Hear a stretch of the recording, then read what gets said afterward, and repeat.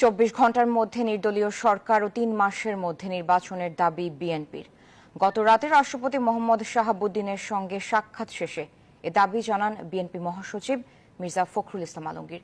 রাষ্ট্রপতির কাছে বেগম খালেদা জিয়া ও তারেক রহমানের মুক্তির দাবি জানান বিএনপি মহাসচিব। কতগুলো মৌলিক বিষয়ে সিদ্ধান্ত হয়েছে।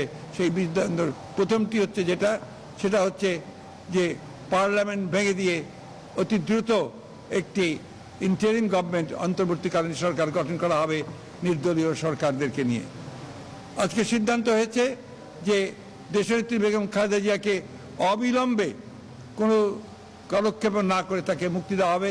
সেই সঙ্গে মুক্তি দেওয়া হবে সেই সমস্ত নেতা কর্মী, ছাত্র নেতা যাদেরকে অন্যায়ভাবে গত 1 জুলাই থেকে বন্দি করে রাখা হয়েছে, তাদের সকলকে মুক্তি দেওয়া হবে।